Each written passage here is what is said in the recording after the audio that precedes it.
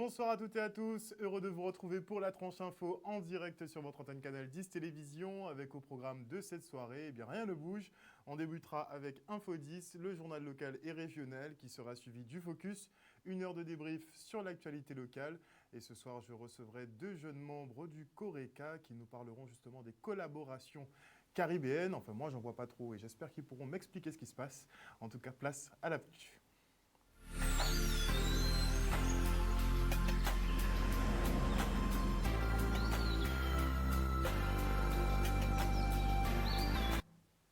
Nous sommes le mardi 29 septembre 2020 et ne vous attardez pas sur cette fake news qui dirait effectivement que Jean-Claude Pioche, ex-maire de la Désirade, aurait été interpellé pour proxénétisme. Il ne s'agit pas du bon désiradien à être affiché sur les réseaux pour ce petit trafic d'êtres humains. Vaval sera-t-il confiné en 2021? C'est la grande interrogation de l'Office et des fédérations du carnaval qui préparent une réunion de reprise, mais dans l'incertitude totale. La volonté de maintenir les festivités est présente, mais les données et paramètres pour l'organisation ne sont pas réellement définis. Et si le comité du carnaval entend composer avec les règles de sécurité, il n'écarte pas l'élaboration d'un plan B et C pour ne pas tout accepter, y compris une annulation pure et simple par la préfecture. Et selon Willy Abar, supprimer le carnaval, c'est perdre une soupape de décompression nécessaire en cette période de crise et aussi qu'il y aura des conséquences très lourdes sur cette petite économie. Regardez. Déjà, c'est savoir qu'est-ce qu'on fait, qu'est-ce qui a été décidé de faire. Et nous, derrière, avant cette réunion, parce qu'on n'a pas encore arrêté les dates, hein, on m'a seulement dit on va essayer de faire la réunion deuxième semaine du mois d'octobre avec les autorités préfectorales.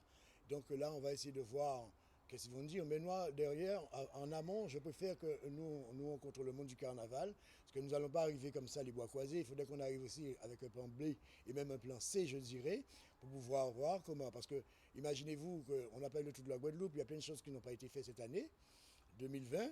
Et en 2021, ne pas avoir le carnaval, encore en plus il y a un beau sujet qui est le Covid, donc je pense que les groupes pourraient trouver de quoi effectivement moudre. Mais bon, donc on attend de voir, d'avoir exactement les dates, mais on pense aussi arriver effectivement avec des propositions qui seraient propres à nous, le monde du carnaval. Créatif, je dirais oui et non, parce que bon, vu ce qui se passe, parce que moi aujourd'hui, comme je dis, hein, on ne nous dit pas tout, et moi je veux qu'un jour qu'on arrête, qu'on nous dise tout, vraiment, et qu'on puisse savoir où on va. Pour l'instant, on ne sait pas où on va, donc cette crainte-là un peu, parce qu'on va jouer sur cette crainte-là avec nous. Mais c'est à laquelle je dis qu'il faudrait que nous ayons aussi un plan B ou un plan C pour pouvoir effectivement ne pas tout accepter. Parce que là, c'est vraiment enfermer un monde dans un carton, dans une cage. Le confinement a été fait tout juste après, effectivement, que nous soyons sortis de la période de carnaval. Heureusement, effectivement, imaginez-vous qu'on reste 2 ans sans avoir de carnaval. Rappelez-vous, 2009, on n'a pas eu le carnaval, mais vraiment, tout le monde était un peu chaud. Et donc, ils ont profité des défilés de manifestations du RKP. Et là, je ne pense pas effectivement que... Parce que le carnaval, c'est une sorte de soupape de décompression. Donc, systématiquement, il faut que les gens ont de quoi se détendre et oublier un peu les soucis de tous les jours. Là, maintenant, on le voit avec les événementiels et tout ça, tout ce que passent les petites entreprises, ils en souffrent. Et moi, je dirais que pour l'instant, ils souffrent, mais la grande souffrance est à venir. Parce qu'aujourd'hui, il y a des plans de donner de l'argent et autres, mais c'est pas ça, effectivement, ça va, comment dire, apaiser un peu la douleur, mais après, le plus gros viendra d'ici deuxième ou troisième trimestre 2021. Et là, on verra vraiment qui est-ce qui a pu résister à cette vague et autres. Mais c'est vrai que c'est une économie qui va être encore touchée, encore plus touchée encore, et qui va fragiliser encore plus la Guadeloupe qui est déjà fragile. En tout cas, ça sent légèrement le brûlé pour Vaval cette année. Et suite à ces investigations, l'Agence régionale de santé Guadeloupe cible la sphère familiale comme principal lieu de contamination au Covid. Des données contrastées par Santé publique France qui, dans son bulletin hebdomadaire, place votre cercle familial en 5e place. Tout en haut du classement, nous avons les entreprises, puis le milieu scolaire qui d'ailleurs à ce rythme actuel devrait prendre la première place. Comptez 9 foyers de contamination en cours d'investigation dans les écoles de Guadeloupe. Une situation grave pour les syndicats enseignants dont le SNUIPP FSU que l'on écoute maintenant. Au moment où on parle, nous sommes le 29 septembre, c'est-à-dire ça fait tout juste un mois que l'école a débuté. Ce que nous voyons, nous, dans notre organisation syndicale, ce sont des enseignants qui sont fatigués, exténués. Moi-même qui vous parle, alors que là je ne suis pas devant des élèves, je porte le masque, vous avez vu, c'est compliqué. Nous ne comprenons pas, et les enseignants ne comprennent toujours pas, que ce soit eux qui sont encore sacrifiés sur l'autel de l'économie. Parce que parlons peu qu'il soit bien. La Covid, elle frappe de partout. Et comme par enchantement, quand elle arrive à l'école, ça s'estompe. Les enfants ne sont pas porteurs, ne transmettent pas la Covid à leurs enseignants. Mais en revanche, on leur dit de ne pas aller voir leurs grands-parents. Mais chez les enseignants, et notamment les enseignantes, je rappelle 86% d'entre eux, ce sont des femmes, il y a certains qui sont déjà grand-mères. Mais ça ne leur pose pas de problème d'être avec leurs élèves. On savait qu'il allait y avoir cette augmentation de Covid en Guadeloupe. Donc, l'école, pour nous, n'est pas prête. On est exactement dans la situation du début du mois de mars. D'accord? On est exactement dans la situation où on apprenait. C'est comme si rien n'avait été fait. Il faut dédoubler les classes, comme on le disait depuis le départ. Vous voyez, c'est la boucle qui revient quand on parlait de zones d'éducation prioritaire. Dans des classes où il y a 12, 13, 14 enfants, élèves, les enseignants peuvent passer plus facilement. L'utilisation du masque peut se faire de façon intelligente, permettre à certains enseignants de faire classe de façon en présentiel et d'autres qui sont un petit peu plus vulnérables de pouvoir avoir cette possibilité d'être en distanciation. À tous ceux et à celles qui disaient que les enfants, etc., maintenant vous avez vu, le rapport Monique qui a été fait, c'est clair. Oui, les écoles, les établissements scolaires sont des lieux où la Covid se propage. Quand vous avez dit ça, vous êtes obligé de réinventer l'école et, je le répète, ça demande du courage politique. Et visiblement, certaines associations de parents d'élèves sont prêtes à faire certaines révélations sur les conditions d'apprentissage de leurs enfants. Et le secrétaire général de l'UGTG et leader du LKP, Lido Mota, lui dénonce un ensemble de mesures absurdes prises par le gouvernement et la préfecture. On l'écoute au micro de Michel Héraclide. L'autre jour que l'ARS déclarait vers l'État Kenny 16 morts en une semaine, ça a traumatisé nous. 16 morts en une semaine en Guadeloupe, qui n'y 380 000 habitants, rapporté à la population française, c'est considéré qu'il y a 3 000 personnes qui sont morts en France à 6 semaines du Covid.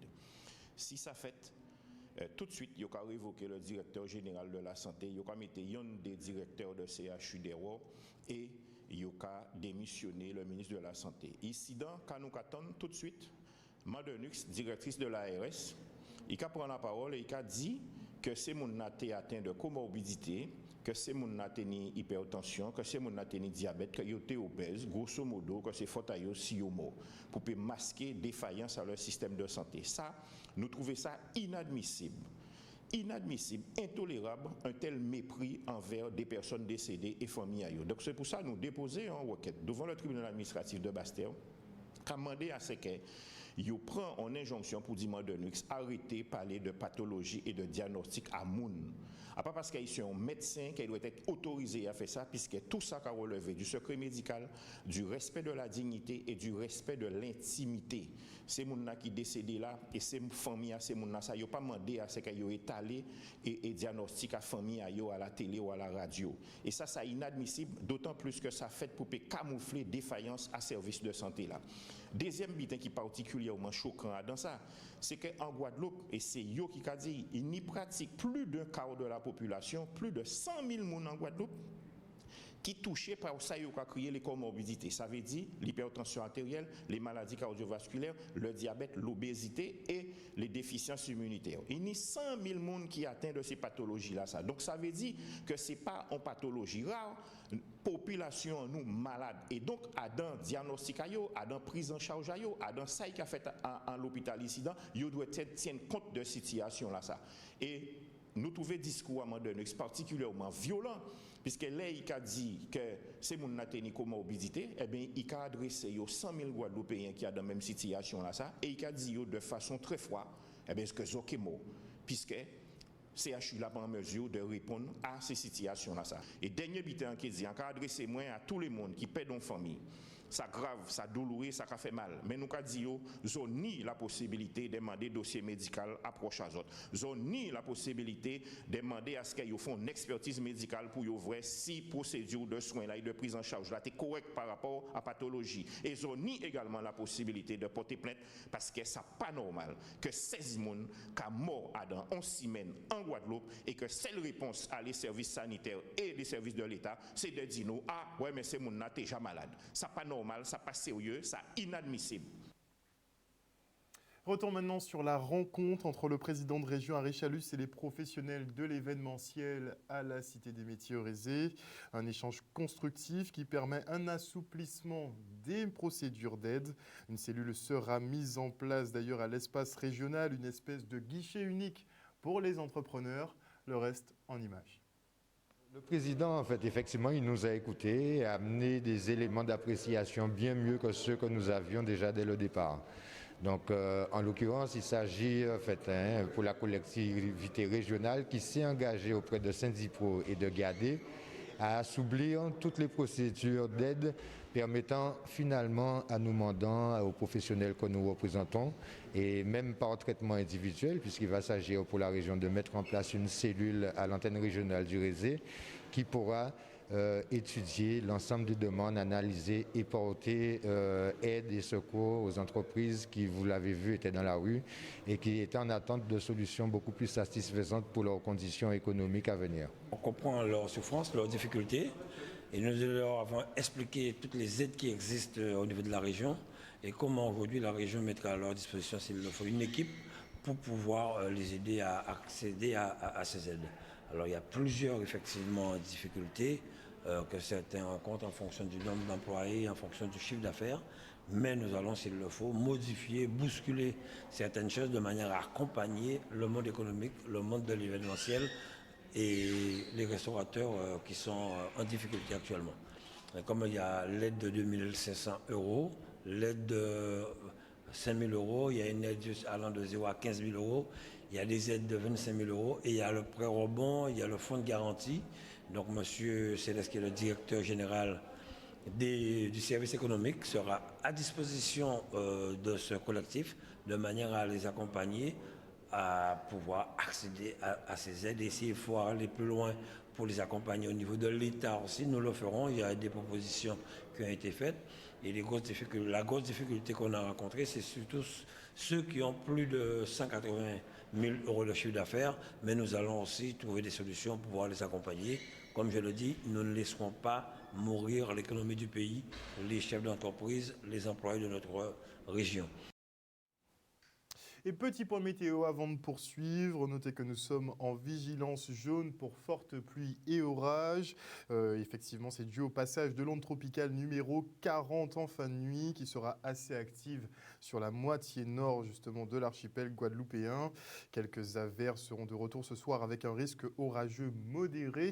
Puis il y aura un regain plus marqué en fin de nuit et en début de matinée quand l'onde tropicale va nous heurter. Donc faites très attention en tout cas sur les routes aux abords des cours d'eau et en montagne. Et mercredi matin, normalement, les conditions devraient s'améliorer progressivement dans la journée, mais ce sera temporaire puisque l'onde tropicale numéro 41 est dans son sillage et devrait nous impacter jeudi dans la journée. En tout cas, faites preuve de prudence, s'il vous plaît. Et on poursuit, puisque depuis l'apparition du Covid, nous avons passé plusieurs phases psychologiques intenses, de la déstabilisation au positivisme, en passant par la peur. L'ignorance autour de cette maladie et l'absence de traitement entraînent un mal-être général qui s'installe dans le temps. C'est sans compter des réactions de rejet vis-à-vis des personnes atteintes, considérées comme des pestiférés, j'en ai même fait les frais, et nous ne sommes pas faits, en tout cas pour les atteintes à la liberté et les restrictions, selon le psychologue Hérol Nuissier, qui répondait aux questions de Michel Depape. Alors, la première répercussion du confinement, c'est d'abord une situation de surprise, de déstabilisation. Parce qu'effectivement, les gens n'étaient pas habitués à être contraints de rester chez eux et par conséquent, ils ont été déstabilisés. Après, il y a eu une réorganisation au sens où une très large majorité a pu s'organiser, trouver d'autres activités, reprendre l'idée avec la famille, positiver finalement cette situation difficile. Donc une large majorité. Il y a eu quelques personnes qui ont vécu difficilement cela, il y a eu des cas de dépression, des cas de mal-être, de souffrance, mais ces cas-là, même s'ils ont été très importants du point de vue de la représentation, mais en réalité c'était un faible nombre de personnes. Une large majorité s'est plutôt bien adaptée au confinement, a plutôt bien vécu ce moment et a plutôt bien géré ce moment-là. Le regard par contre il est extrêmement négatif de manière générale parce que d'abord il y a une peur. À partir du moment où on sait qu'il y a une maladie, où on n'a pas de traitement, donc par conséquent on ne sait pas comment la maîtriser, les signes sont polymorphes, ils sont polyformes, donc on ne sait pas exactement pas. On sait qu'il y a de la fièvre, on sait qu'il y a la perte du goût au niveau des aliments, on sait qu'il y a une grosse fatigue, ça c'est des classiques, mais les formes sont différentes et il y a même des gens dont on dit qu'ils sont asymptomatiques. Par conséquent, le fait de ne pas savoir exactement les symptômes, de ne pas avoir de traitement, crée une situation de mal-être intense et les gens qui sont atteints du Covid sont vécus comme des pestiférés, on les met à distance, on a peur d'eux, on a peur qu'ils nous donnent cette maladie qui pourrait nous faire mourir. Donc par conséquent, maladie avec des formes différentes, avec des cas faibles, asymptomatiques ou graves et une angoisse importante et donc on les met à distance de manière générale.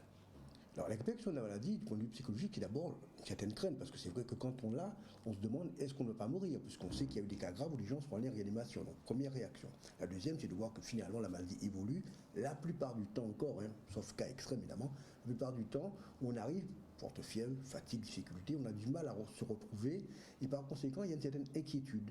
Se dire est-ce qu'on va retrouver son état antérieur, est-ce que son état ne va pas se dégrader. Donc il y a une forte anxiété qui est liée à la maladie. Au fur et à mesure de l'évolution, surtout quand elle est plutôt positive, c'est-à-dire qu'il n'y a pas besoin d'une hospitalisation en réanimation, la personne reprend espoir, reprend confiance et reprend peu à peu son rythme d'avant. Mais c'est vrai qu'il demeure quand même une certaine inquiétude au sens où on se dit mais on a le sentiment d'être plus fragile qu'avant, mais en même temps, l'aspect positif c'est de dire mais comme on l'a eu et qu'on y a échappé, par conséquent il y a une forme d'immunité et une forme de sérénité, une forme de confiance.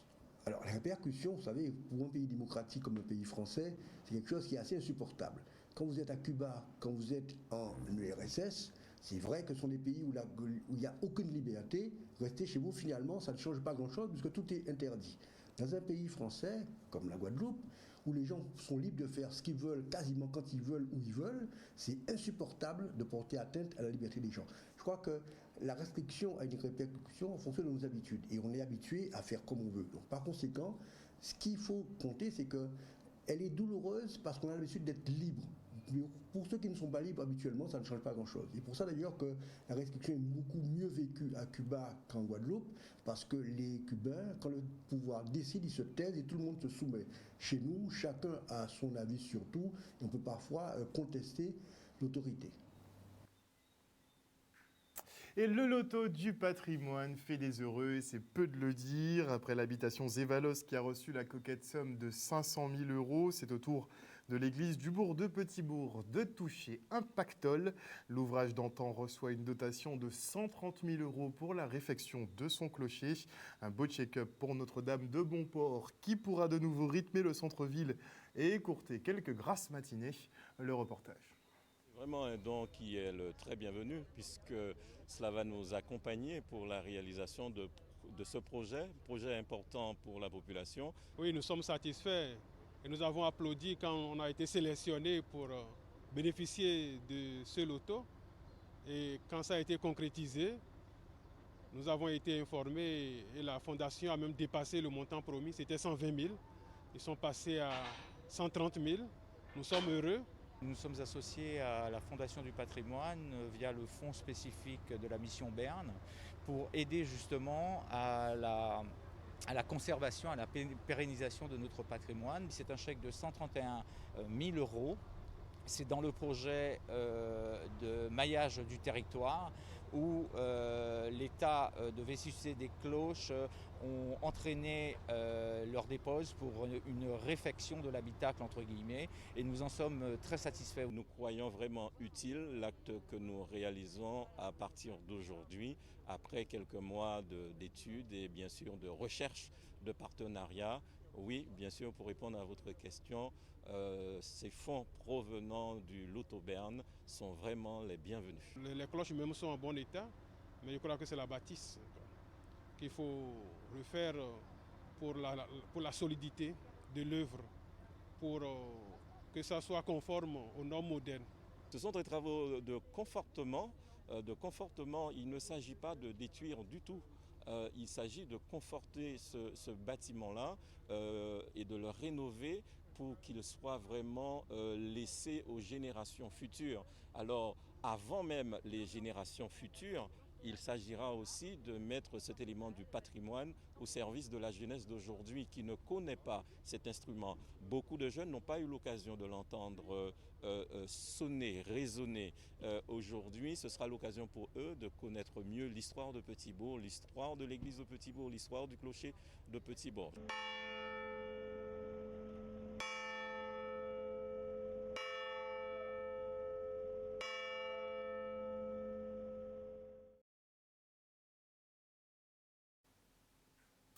Voilà, chers téléspectateurs, nous sommes arrivés au terme de ce journal. Merci pour votre fidélité à ce programme.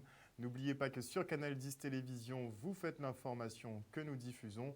Le journal local revient demain à 18h30. N'oubliez pas, le temps va se dégrader dans la nuit jusqu'à demain et ce sera rebelote encore pour jeudi.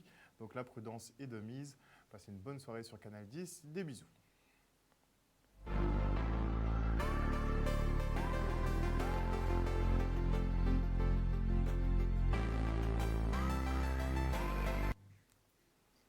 À venir dans la grande édition sur Canal 10, eh bien, Focus, 1 heure de débrief sur l'actualité locale. Et comme je vous le disais en introduction, ce soir, je recevrai 2 jeunes membres du CORECA qui travaillent justement à affiner nos relations avec nos voisins caribéens.